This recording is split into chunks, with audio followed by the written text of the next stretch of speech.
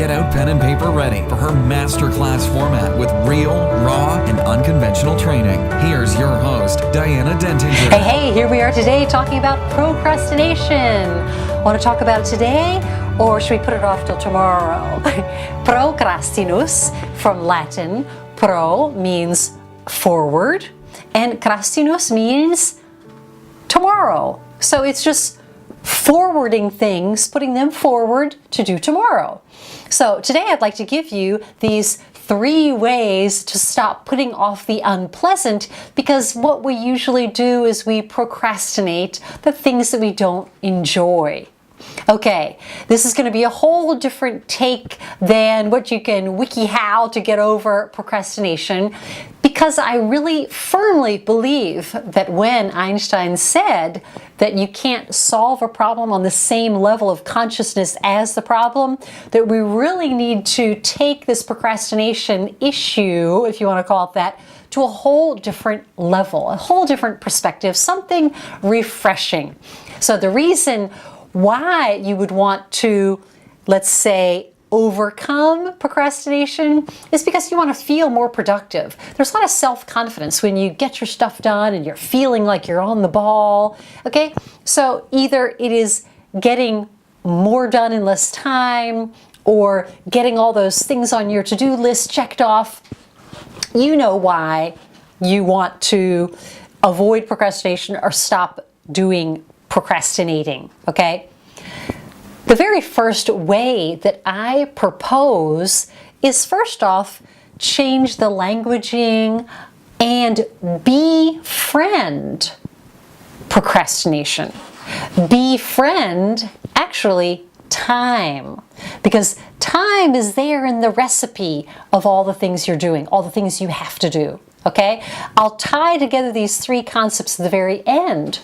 But for now, understand that the tension that you create emotionally or mentally by judging time and procrastination and wanting to defeat and beat and tackle and crush, all those kind of, let's put them in the category of more aggressive, violent kind of wording, it's really not to your benefit.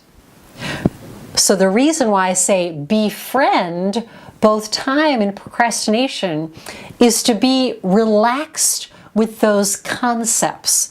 Be relaxed with the relationship that you have with them and are creating with them.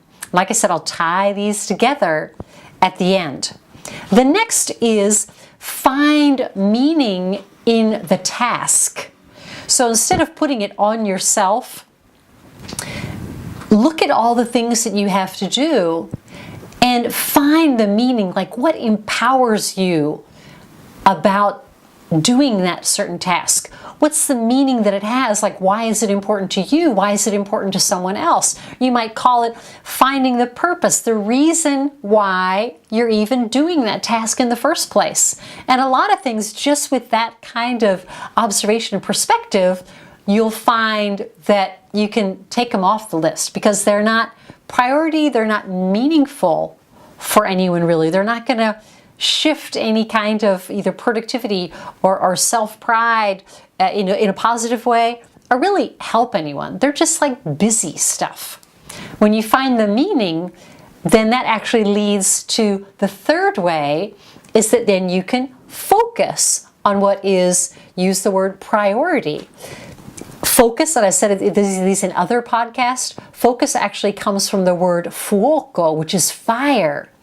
It has a lot more to do with the desire and the fire and that life force and vitality energy which you put toward a task, to do a certain thing.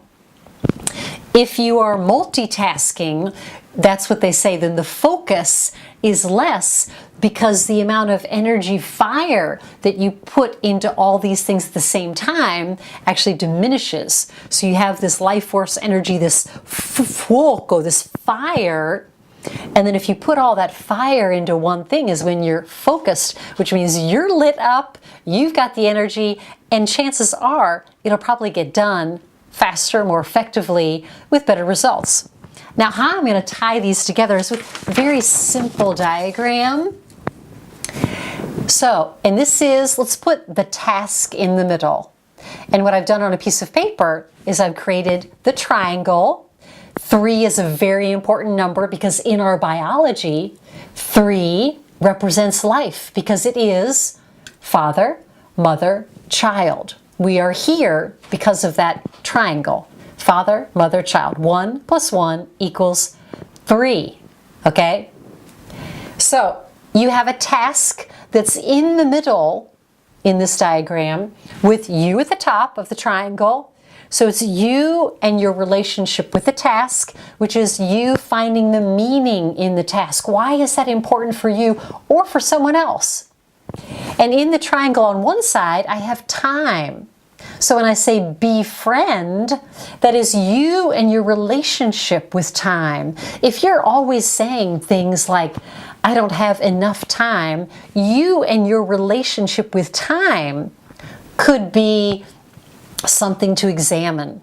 When you befriend time and you say, wow, time is on my side, and then you get into the meaning of the task and you're like, wow, I will find the time. Time is always enough. Thank you, time. So, I'm personifying time, as in you have a relationship with this concept of time that is a personification, that is an energy source. It's a friend, okay?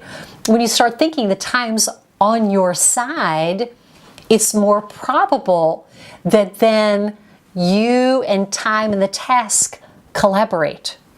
Now, on the other side of the triangle, I put procrastination. I leave that empty here on this other side of the triangle because this works with a lot of different concepts.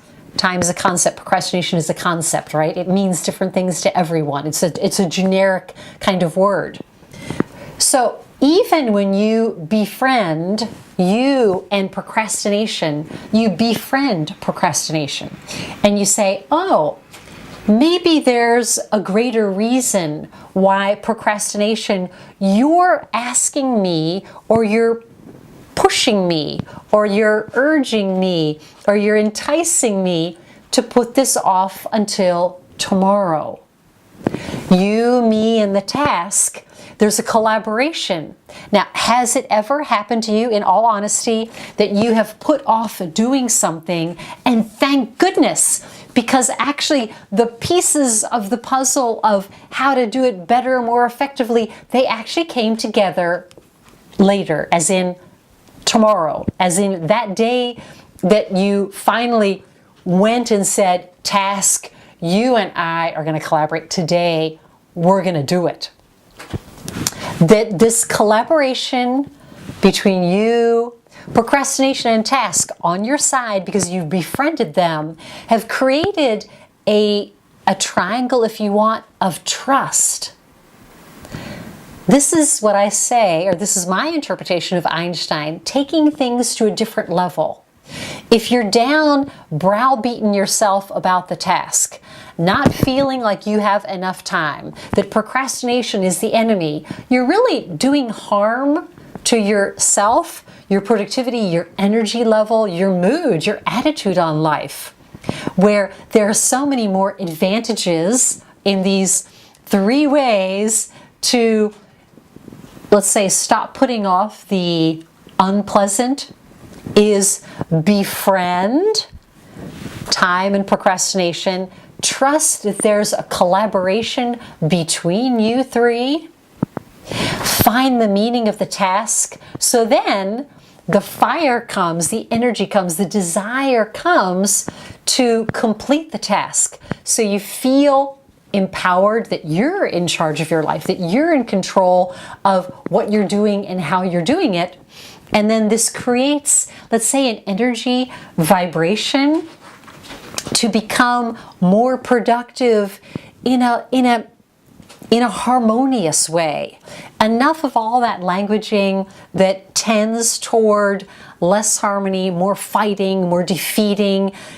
Everyone is in a stance now of wanting peace. So find that peace inside especially when it comes to your relationship with time and procrastination. So that's it again for another Your Life, Your Way podcast. I hope you enjoyed this. Go ahead and subscribe to the YouTube channel.